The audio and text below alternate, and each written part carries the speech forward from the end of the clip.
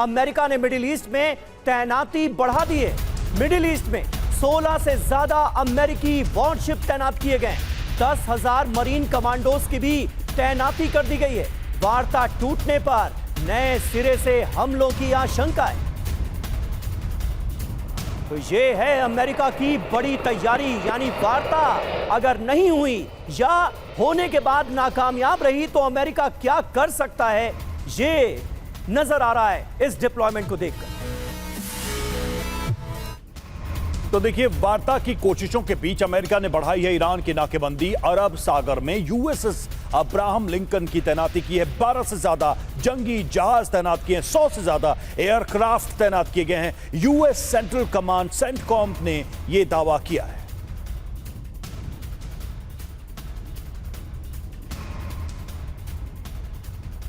और वहीं वार्ता पर ईरान के सस्पेंस को लेकर बड़ी खबर है। आईआरजीसी और ईरानी सरकार में भी मतभेद नजर आ रहे हैं। आईआरजीसी किसी भी समझौते के खिलाफ है। आईआरजीसी के अड़ंगे की वजह से भी कंफ्यूजन बढ़ा है। ये सीएनएन के हवाले से खबर सामने आ रही है, जिसमें यह कहा जा रहा है कि ईरान की सरकार और आईआरजीसी के बीच टकराव बढ़ रहा है।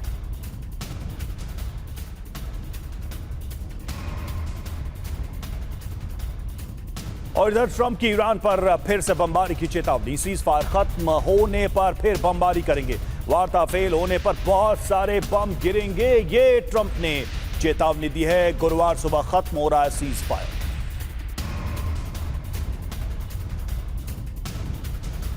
तो देखिए, वार्ता के फेल होने पर क्या करेंगे ट्रंप, इसकी धमकी देते हुए कह रहे हैं बहुत सारे बम गिरेंगे। फिर से अमेरिका बमबारी करेगा। युद्ध विराम को आगे नहीं बढ़ाया जाएगा। तो विनाश का नया काउंटडाउन नजर आ रहा है। ट्रंप की चेतावनी देखिए क्या है। सीज फायर खत्म होने पर ईरान में बहुत सारे बम फटेंगे। ये है डोनाल्ड ट्रंप की धमकी। युद्ध विराम को आगे बढ़ाने का हमारा कोई प्लान नहीं है। एक तरह का दबाव डालने की ट्रंप कोशिश कर रहे हैं। वार्ता के लिए ईरान पर दबाव बनाने की रणनीति साफ तौर पर नजर आ रही है। यूरेनियम पर ईरान को सरेंडर कराने की कोशिश में डोनाल्ड ट्रंप लगे हुए हैं। ईरान सभी शर्तें माने, इसलिए बमबारी की भी चेतावनी दी जा रही है अमेरिका की तरफ से। ईरान का रुख भी सख्त है। फिर युद्ध की आशंका तेज होती नजर आ रही है। अगर बात नहीं बनी तो भयानक युद्ध होगा, इसके आसार सीधे तौर पर नजर आ रहे हैं। मेजर जनरल संजय मेस्टन हमारे साथ मौजूद हैं। मेस्टन साहब, आप अपने एक्सपीरियंस से क्या बताना चाहेंगे, क्या बातें रखना चाहेंगे हमारे दर्शकों के सामने? डील होगी या नहीं होगी, ये इस वक्त का सबसे बड़ा सवाल है। तनाव तो बहुत ज्यादा है दोनों ही तरफ। और देखिए समीर, साफ जाहिर है कि डील होने की संभावना मेरे को लगती है। इसके कुछ कारण है। कारण यह है कि पहली बात, प्रेसिडेंट ट्रंप ने मुनीर को कॉल करके ये बोला था कि ये टॉक्स करें ईरान के जरिए। तो साफ जाहिर है कि अमेरिका तो चाहता है ये लड़ाई खत्म हो और ईरान भी चाहता है कि ये लड़ाई खत्म हो, क्योंकि उसके भी हित में ये लड़ाई नहीं है। और खासकर जो अभी इकोनॉमिक ब्लॉकेड, जो इकोनॉमिक स्ट्रैंगुलेशन कर दिया गया है अमेरिका द्वारा, काउंटर ब्लॉकेड, वो आज की तारीख में लॉन्ग टर्म इफेक्ट्स उसके ईरान की इकोनॉमी पे होंगे और ईरान की जनता पे होंगे। तो कहने का मतलब है डील दोनों चाहते हैं। अब पाकिस्तान का जो आसिम मुनीर है वो भी पूरी कोशिश यही कर रहा है कि दोनों साइड्स को मनाए, और वो बड़ा मुश्किल काम है, इतना आसान नहीं है। क्योंकि जैसे मैंने पहले बोला, दोनों साइड अभी हार्डन स्टैंड है। दोनों साइड ये दिखाना चाहते हैं अपनी जनता को और विश्व में कि उन्होंने ये लड़ाई जीती, और तीसरा कोई झुकना नहीं चाहता है और दूसरे साइड को सरेंडर कराना चाहता है। ये सब देखते हुए डील कैसे होगी, देखिए पिछले टाइम भी काफ़ी बातचीत हो चुकी थी, और जेडी वांस का जो स्टेटमेंट था, जब निकलने वाले जब वो निकले थे, उन्होंने बोला था सब कुछ ठीक ठाक चला, लेकिन बाद में ईरान एक चीज़ पे अड़ गया था। वो एक चीज़ मेरे को लगता है ये न्यूक्लियर के ऊपर। तो हो सकता है कि, और आपको याद होगा एक एग्जिट रूट भी दिखाया था प्रेसिडेंट ट्रंप ने। यहाँ बोला था कि जो बुशेर में ईरान का सिविल न्यूक्लियर प्लांट है उसको हम मदद भी कर सकते हैं। तो कहने का मतलब है कुछ पॉसिबिलिटी है, लेकिन कॉम्प्लेक्सिटीज बहुत हैं। सबसे बड़ी कॉम्प्लेक्सिटी है ये जितने भी ये हिजबुल्लाह हमास हैं, जो प्रॉक्सीज हैं, वो क्या डिसाम या वो होंगे। बिल्कुल सर, ये भी हो सकता है कि न्यूक्लियर प्रोग्राम की जो कंडीशंस है उसको लेकर कुछ ईरान हाई बार्गेनिंग करने की सिचुएशन क्रिएट कर रहा हो, क्योंकि ईरान के सामने कई सारी दूसरी चुनौतियां भी हैं। इजराइल का मसला, इजराइल के अपने इंटरेस्ट हैं और वो कॉन्फ्लिक्ट आगे भी जारी रह सकता है। और देखिए, वार्ता पर सस्पेंस के बीच ईरान की चेतावनी, ट्रंप की धमकी के दबाव में वार्ता नहीं करेंगे। ईरानी स्पीकर कालिबाफ ने कहा, जरूरत पड़ी तो नए सिरे से जंग लड़ेंगे, नाकेबंदी सीजफायर उल्लंघन के साथ वार्ता नहीं।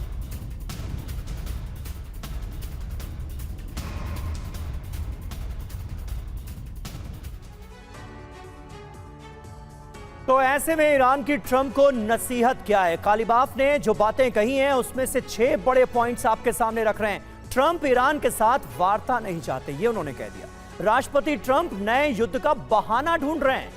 दबाव में आकर अमेरिका से ईरान वार्ता नहीं करेगा। अमेरिका की हॉर्मुज में नाकेबंदी अभी भी जारी है।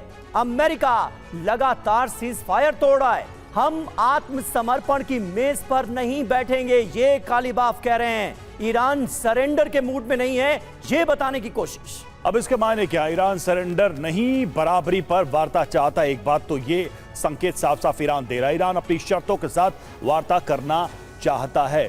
पाकिस्तान से हमारे साथ इमरान अली रियाज साहब जुड़े। इमरान अली साहब, बहुत ही सीधा सा सवाल है कि हॉर्मुज कभी भी कंडीशंस की, नेगोशिएशंस की और वॉर कॉज के लिस्ट में था ही नहीं।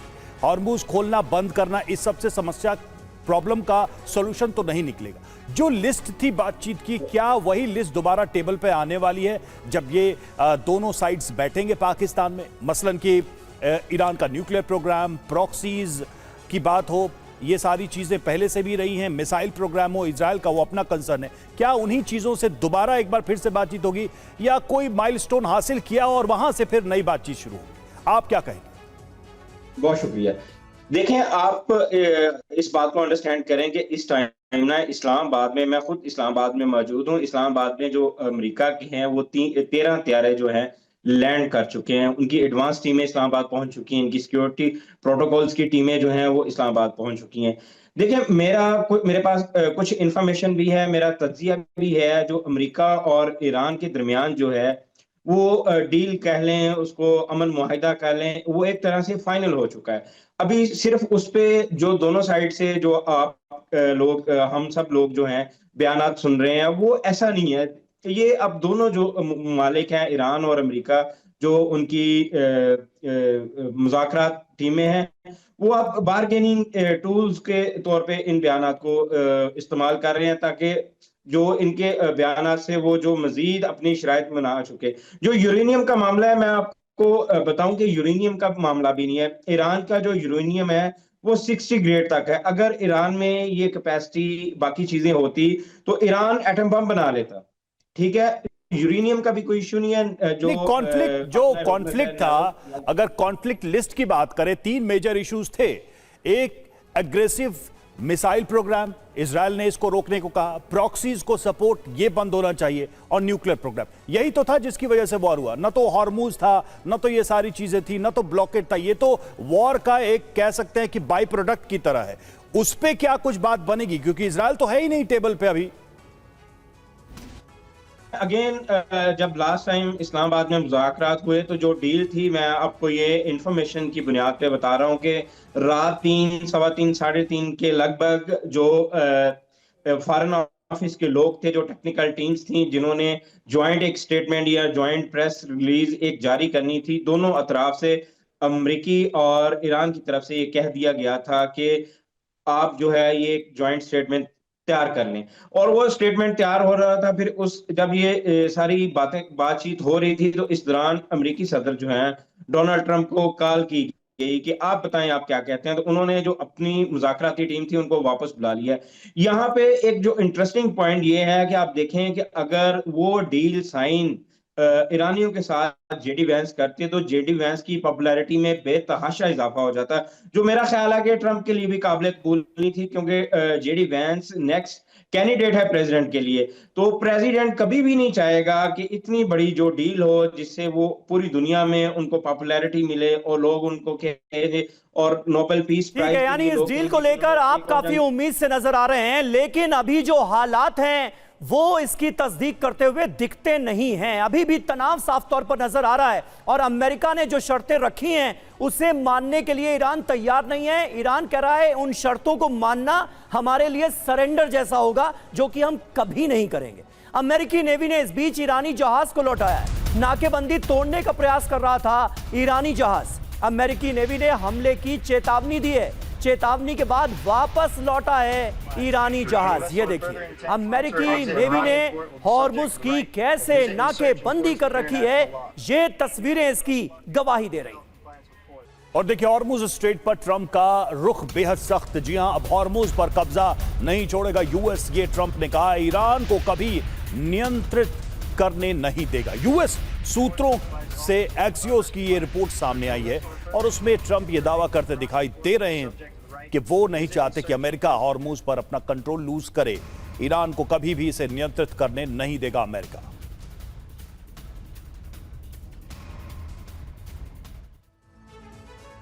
तो डोनाल्ड ट्रंप का ऐलान, हॉर्मुज को भूल जाए ईरान। बड़ी खबर यह है कि हॉर्मुज पर ईरानी नियंत्रण नहीं होने देगा अमेरिका, यह कहा जा रहा है। अब बताइए, इसके लिए क्या ईरान तैयार होगा कभी? वजह समझिए, हॉर्मुज पर ईरान ब्लैकमेलिंग ना कर सके, इसकी कोशिश है। हॉर्मुज पर जहाजों से टोल ना ले पाए ईरान, यह कोशिश है। चीन के कार्गो शिप के रोकने की रणनीति पर काम हो रहा है। नाकेबंदी से ईरान पर दबाव बनाने की कोशिश की जा रही है। बड़ी बात यह है कि नाकेबंदी से ईरानी अर्थव्यवस्था पर असर पड़ेगा। ईरान ने वार्ता के लिए नाकेबंदी हटाने की शर्त रखी है और अभी तक अमेरिका की तरफ से इसको लेकर रजामंदी नहीं दी गई है, यानी अमेरिका इसके लिए तैयार नहीं। और इस बीच देखिए, ईरान की अमेरिका को चेतावनी, जब्त किए गए कार्गो शिप को छोड़े यूएस। ईरान ने टुस्का जहाज छोड़ने को कहा है। शिप में सवार नाविकों को भी छोड़ने के लिए कहा गया ईरान की तरफ से। और हमारे साथ इस वक्त तमाम खास मेहमान मौजूद हैं। डॉक्टर संदीप त्रिपाठी, क्या लग रहा है, वार्ता हो पाएगी ऐसे माहौल में? क्योंकि अभी उन तमाम शर्तों को लेकर अमेरिका और ईरान के रुख में कोई चेंज तो हम देख नहीं रहे हैं, जो कि इस जंग की बुनियाद मानी जा रही थी। वो तो वैसी की वैसी हैं, जस की तस है। ऐसे में क्या हो जाएगा जिसके चलते पाकिस्तान की तरफ से बार बार ये दावे किए जा रहे हैं कि डील तो डन है जी? देखिए, डिप्लोमेसी में आशावादी होना एक अच्छी बात है, लेकिन व्यवहारिक धरातल तो यही कहता है जिस प्रकार का तनाव है, battle of straight of Hormuz बन चुका है। ईरान के अंदर जो वो था, जो बैटल हो रहा था, वो हट करके पूरा अब स्ट्रेट ऑफ हॉर्मुज पर आ चुका है। तो मुझे ऐसा नहीं लगता, कोई कॉमन ग्राउंड नहीं दिख रहा है दूर दूर तक कि दोनों पक्ष बातचीत के लिए सीरियस हैं, या कोई ऐसे कॉमन दिख रहा हो अमेरिका की तरफ से, ईरान की तरफ से कि एक होता, देखो बातचीत के पहले एक प्रीटेक्स्ट होता, तैयार होता है कि ये संदर्भ है, यहाँ पर दोनों की बातें एटलीस्ट हो जाएंगी और इसीलिए उसका रास्ता आगे का तय होगा। आने वाले टाइम में मुझे ऐसा कुछ भी नहीं दिख रहा है। इसीलिए कहता हूँ कि ये जो स्टेट ऑफ हॉर्मुज है, जब तक ये कन्फ्लिक्ट जो है यहाँ का चीज़ें को नॉर्मलाइज नहीं होगा, तब तक टेबल पर आने मुझे नहीं लगता कि ये व्यवहारिक होगा। तो आने वाले टाइम में देखा जाएगा, पर इतना जरूर है कि आने वाले टाइम में ये जो डिप्लोमेसी का जो चेहरा है, ये बहुत भयानक होने वाला है, क्योंकि इसमें दोनों पक्ष झुकने के लिए तैयार नहीं है, ना तो ट्रंप ना तो ईरान। और ईरान ने तो बार बार कह दिया है कि ट्रंप ने ईरान को हर तरीके से मूल्यांकन किया है। ईरान ने अभी तक घुटने नहीं टेका। तो आने वाले टाइम में भी ऐसा नहीं है कि जब ट्रंप की धमकी पर कोई असर ईरान पर पड़ेगा, क्योंकि ईरान तैयार है। लेकिन बात घुमा फिरा कर सर वही है, हॉर्मुज ब्लॉकेड रहे या खुले, इससे प्रेशर तो बनेगा दोनों की तरफ, लेकिन जो जमीनी मुद्दे हैं क्या इससे सॉल्व हो पाएंगे? मसलन जो बात थोड़ी देर पहले भी हम कर रहे थे कि भाई लड़ाई जिस वजह से शुरू हुई उसका क्या होगा, और वो क्या बातचीत के टेबल पे अभी भी उसी तरह से मौजूद है। और देखिए, सीज फायर खत्म होने से पहले ट्रंप का बड़ा दावा सामने आया है, जंग में अमेरिका की जीत होगी। ये ट्रंप कह रहे हैं, हमारी सेना ने बेहतरीन काम किया है, अमेरिकी मीडिया की खबरों को झूठा बताया, डील नहीं होने तक नाकेबंदी नहीं हटाएंगे। और इस बीच देखिए, अमेरिका की तरफ से आज एक बहुत बड़ा बयान आया। व्हाइट हाउस की प्रवक्ता लेविट की तरफ से कहा गया कि ट्रंप सिर्फ धमकी नहीं देते हैं, यूएस ईरान डील के कगार पर हैं। यह कहा गया लेविट की तरफ से। ट्रंप की सख्त शैली की वजह से डील होने जा रही है। ट्रंप के पास अभी भी कई विकल्प मौजूद हैं।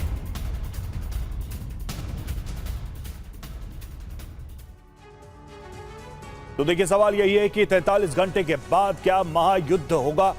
देखिए, वार्ता और सीज फायर, अगर इसको हम समझने की कोशिश करें, अब तक सस्पेंस बरकरार है क्योंकि वार्ता के टेबल पर दोनों तरफ से बैठना है, कंफर्मेशन का इंतजार किया जा रहा है। सीज फायर की बात करें तो 43 घंटे बाद क्या सीज फायर खत्म हो जाएगा, यह भी सवाल उठ रहा है। सवाल यह है कि क्या अमेरिका ईरान के बीच दूसरे दौर की वार्ता हो पाएगी? समझिए।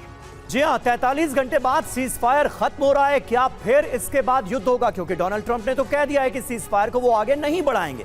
ईरान में बहुत सारे बम एक साथ फटेंगे अगर ये वार्ता नहीं हुई, इसका कोई नतीजा नहीं निकला तो। ये ट्रंप की धमकी है। ईरान की तैयारी क्या है? नए युद्ध की रणनीति पर ईरान काम कर रहा है।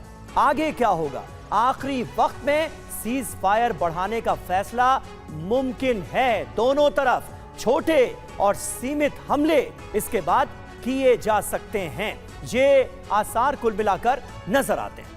बिल्कुल, पूर्णिमा नाथ हमारे साथ जुड़ी, उन्हीं के पास चलते हैं। पूर्णिमा जी, देखिए, बातचीत का माहौल बनाया या बिगाड़ा जा रहा है, ये तो बयानों से बहुत साफ साफ चल रहा है, पता चल रहा है। लेकिन मेरा सवाल कुल मिलाकर यही है कि अमेरिका क्या इस डील या ये जो बातचीत चली है इससे क्या वापस लेकर अपने देश जाना चाहेगा या चाहता होगा? मतलब ट्रंप के लिए, जेडी वेंस के लिए मैक्सिमम पॉसिबल गेन इस डायलॉग से क्या हो सकता है? नमस्ते Ravi ji, thank you so much for having me. जय हिंद। पहली बात तो ये है कि काफी दिन पहले प्रेसिडेंट ट्रंप को यहाँ से वापस जाना चाहिए था और ग्रेसफुली एग्जिट करना चाहिए था। He didn't do it. और सेकेंडली यहाँ पे क्या हो रहा है, हमारे यहाँ पे इंटरनली एक क्वेश्चन उठ रहा है ऑपरेशन मिडनाइट हैमर की 2025 में जो किया था उन्होंने, बॉम्बिंग की थी ईरान के ऊपर। वो सक्सेसफुल हुआ था इनके हिसाब से, ट्रंप के हिसाब से और ट्रंप एडमिनिस्ट्रेशन के हिसाब से। लेकिन अभी we are asking again whether it was really successful operation. अगर सक्सेसफुल ऑपरेशन तब था तो अभी क्यों वापस उनके ऊपर एजेंडा चलाया जा रहा है, बॉम्बिंग करा जा रहा है? So where this is coming from, that's the question that is coming. So मैं एज ए कांग्रेशनल कैंडिडेट मैं भी उसको सपोर्ट करूंगी, उसके ऊपर इन्वेस्टिगेशन हो। दूसरी बात यह है कि हमें 2-3 चीज भूलना नहीं चाहिए। Iran is part of NPT, वो मेंबर सिंस 1970 रहा है। तो because they have signed the NPT, उनके ऊपर एडिशनल स्क्रूटिनी होती है, उनके ऊपर कहा जाता है कि वो न्यूक्लियर वेपन नहीं बनाएंगे। लेकिन at the same time Israel ने साइन ही नहीं की, लेकिन उनके पास 90 वॉरहेड्स है। तो ये इक्वलिटी है कहाँ पे? आप अगर एक साइड में बोलो कि Israel is also fighting for existence, Iran is also doing the same thing.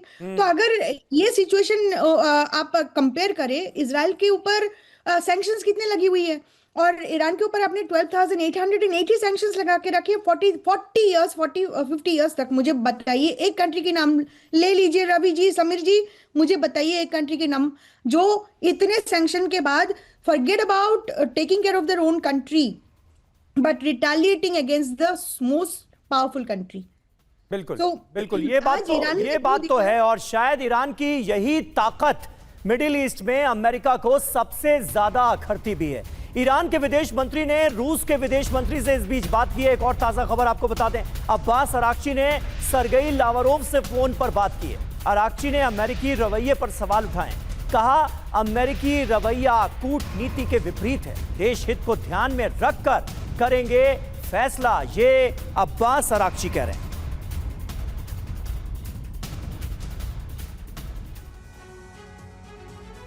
और आइए अब आपको बताते हैं कि अराक्ची और लावरोव ने क्या कहा है, बातचीत में क्या हुआ है।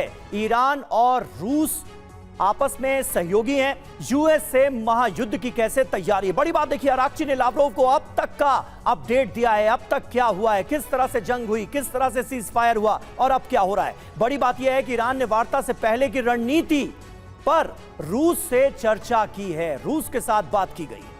और देखिए, अराक्ची लावरोव की बात करें तो अराक्ची ने क्या बताया, अमेरिका की कार्रवाई गैर कानूनी है, ये एक बार फिर से रूस के सामने बात दोहराई है। लावरोव कह रहे हैं यूएस की नाकेबंदी गैर कानूनी है, जो ब्लॉकेट लगाया है इसको भी इलीगल रूस की तरफ से कहा गया। अराक्ची ने कहा कि यूएस बोलता कुछ है और करता कुछ है, विश्वास करना थोड़ा मुश्किल। लावरोव कह रहे हैं कि वार्ता जारी रहे, सैन्य टकराव को टाला जाए, ये उन्होंने कहा है।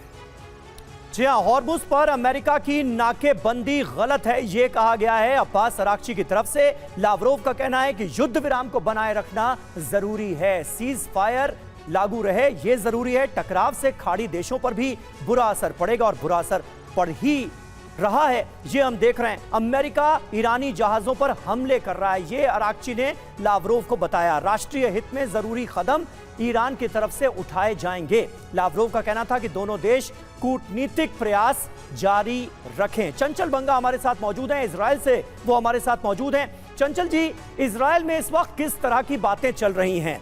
क्योंकि ये बात बार बार कही जा रही है, अब तो हर कोई जानता है कि इजराइल के दबाव के चलते ही अमेरिका ने ईरान के खिलाफ ये जंग छेड़ी, जिसमें अब वो बुरी तरह से फंसा हुआ भी नजर आ रहा है। डोनाल्ड ट्रंप एक एग्जिट पॉइंट तलाशने की कोशिश करते हुए दिखते हैं। वो एग्जिट पॉइंट क्या हो सकता है? इजराइल में इसे लेकर क्या चर्चा है?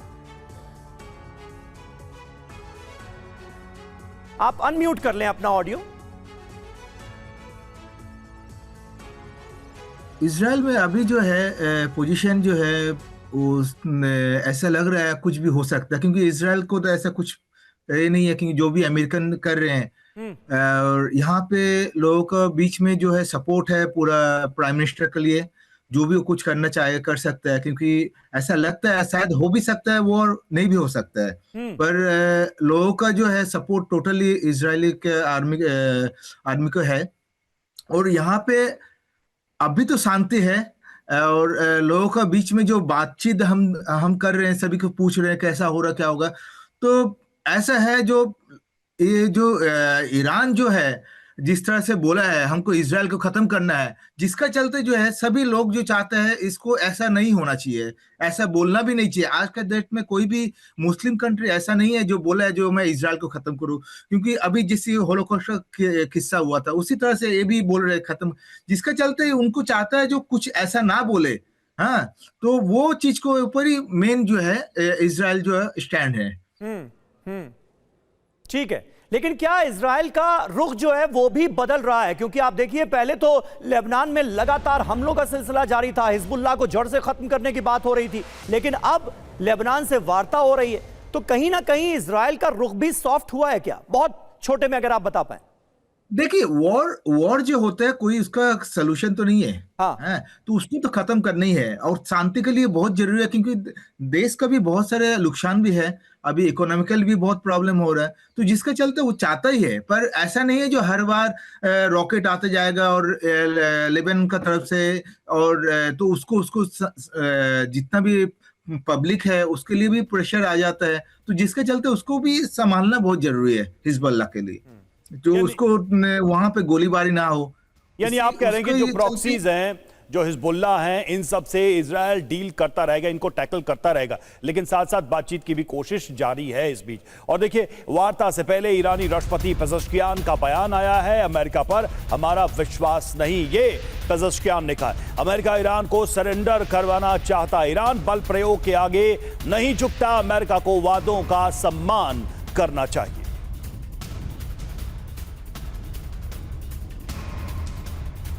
और ईरान युद्ध में अमेरिका को काफी नुकसान पहुंचा है, अपने लक्ष्य हासिल नहीं कर पाया अमेरिका।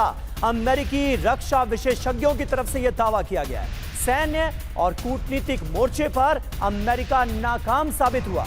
ट्रंप का मकसद अब तक पूरा नहीं हुआ। अल जजीरा की रिपोर्ट में यह दावा किया गया है।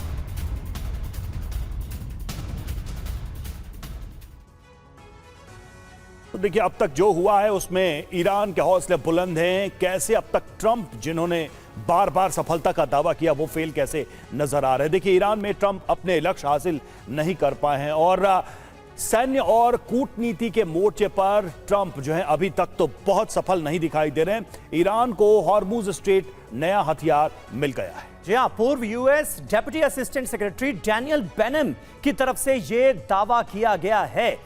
और देखिए, टारगेट क्या था? सत्ता परिवर्तन, रिजीम चेंज कर देंगे, ये कहा गया, लेकिन नतीजा क्या हुआ? सरकार अब भी वही है, रिजीम बदली नहीं है, सिर्फ चेहरा बदला है। वो भी आयतुल्लाह अली खामनेई की जगह अब उनके बेटे मुश्तबा खामनेई हैं, जो कि उनसे कहीं ज्यादा आक्रामक है अमेरिका को लेकर। टारगेट परमाणु कार्यक्रम था, लेकिन लक्ष्य अब भी पूरी तरह से अधूरा है। अमेरिका बार बार कह रहा है कि संवर्धित यूरेनियम सौंप दिया जाए, लेकिन ईरान इसके लिए तैयार नहीं है। टारगेट की बात करें तो देखिए मिसाइल भंडार एक बड़ा टारगेट, ये इजराइल का भी कंसर्न था। इसका नतीजा क्या है? मिसाइल भंडार अभी भी मौजूद है और ये ईरान की सबसे बड़ी ताकत बन के भी उभरा है। बड़ी बात यह है कि डैनियल बेनम यूएस के लिए मध्य पूर्व मामलों की रणनीति बनाते रहे हैं और उनकी तरफ से ये बातें कही गई हैं। सवाल यहां पर यही है संजय मेस्टन सर कि ट्रंप फेल हुए हैं। सवाल इससे यह भी पैदा होता है कि जब बातचीत के टेबल में बैठेंगे तो यहां मजबूत स्थिति अमेरिका की कैसे होगी? कैसे वो ऐसा कुछ बार्गेन कर ले जाएंगे जिसको वो मेडल की तरह अमेरिका में घूम घूम कर बताएं, जैसे कि वो हर बार कहते ही हैं हम आगे हैं, हम जीत गए हैं, अमेरिका जो है फिर से ग्रेट बन रहा है। ये सारी बातें वो कैसे कहेंगे तब जबकि सारे स्टेटेड और कहे हुए लक्ष्य अब तक हासिल नहीं हुए, लड़ाई जस की तस चलती रही। देखिए, प्रेसिडेंट ट्रंप तो बार बार आज से भी और पहले भी बोलते आ रहे हैं कि ये लड़ाई तो हम जीत गए हैं, लेकिन क्या अमेरिकन जनता उसको मंजूर करेगी? उनके पास भी दिमाग और सब कुछ है एनालाइज करने के लिए। ऑन ग्राउंड जो सिचुएशन है आज की तारीख में मेरे को प्रेसिडेंट ट्रंप की कोई ताकत नहीं दिखती है। सिर्फ ये जो इकोनॉमिक ब्लॉकेड लगाया हुआ है आखिरी वाला, उससे थोड़ा फर्क पड़ा है, लेकिन मिलिट्री के लिहाज से कोई ज्यादा इफेक्ट नहीं हुआ है। देखिए 40 दिन तक, मैं पहली बात अगर इसको एनालाइज करिए, दोनों देश में पावरफुल देश कौन है? अमेरिका है। कमजोर देश कौन है? ईरान है, कोई डाउट नहीं है।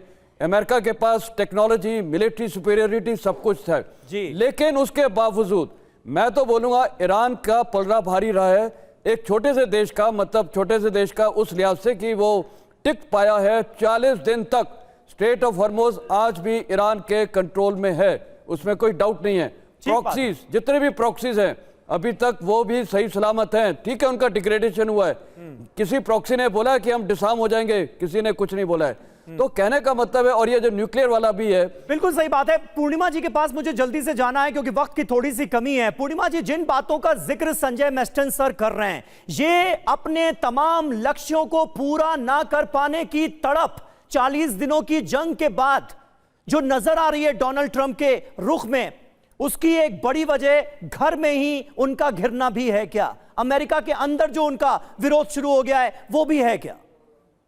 एब्सोल्युटली, क्योंकि उन्होंने कुछ अचीव नहीं किया है और अगेन एंड अगेन जेनोसाइडल बयान दे के जा रहे हैं। हाँ। अब देखिए, एक बयान था entire civilisation is going to die tonight, और उसके बाद उन्होंने एक नया टर्म यूज किया कुछ दिन पहले, दैट वाज न्यूक्लियर डस्ट। उससे पहले ये टर्म आपने कभी नहीं सुना, this is not a scientific term at all. ये this came about by B-2 bombers creating nuclear dust. Basically आपने पूरा 93 मिलियन पीपल को आपने दुनिया से हटाने की बात करो। This is ethnically genocidal call जो प्रेसिडेंट ट्रंप कर रहे हैं। This is something is going to become extremely difficult. आपने जो बात कही है वो बहुत महत्वपूर्ण है। रियाज साहब, जल्दी से इसका जवाब दीजिए। आप इतनी ज्यादा उम्मीद जता रहे हैं इस बातचीत को लेकर, और बात देखिए कहां से कहां पहुंचती हुई नजर आ रही है। दोनों का रुख क्या है आपके सामने? जल्दी से सर देखिए, मैं इस वक्त ग्राउंड में मौजूद हूं। जो स्टेटमेंट्स आ रहे हैं दोनों अतराफ से बिल्कुल उसके बरक्स हैं। यहाँ पे तैयारियां अरूज पे हैं और ये मेरा तज्जिया है कि जो डील साइन करने पाकिस्तान आएंगे वो प्रेसिडेंट ट्रंप आएंगे, और दूसरी साइड से जो ईरानी प्रेसिडेंट है मसूद पेज़ेश्कियान, वो इस टाइम बिल्कुल रेडी हैं।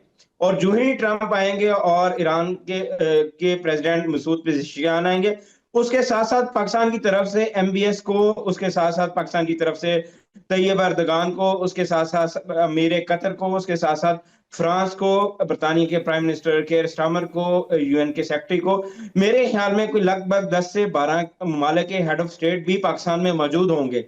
तो मैं इस हवाले से बड़ा पुरुम्मीद हूं। मैं पुरुम्मीद इसलिए हूं कि आपने तो अपनी उम्मीदों को और ज्यादा बढ़ा दिया। अभी तो यहाँ पर मसला ये था कि JD वैंस आएंगे या नहीं आएंगे, लेकिन आप कह रहे हैं कि असल जो डील होगी वो मुकम्मल करने के लिए इस्लामाबाद पहुंचेंगे पेज़ेश्कियान भी और डोनाल्ड ट्रंप भी। देखते हैं होता क्या है। बहुत बहुत शुक्रिया आप सभी का हमारे साथ इस बातचीत में जुड़ने के लिए।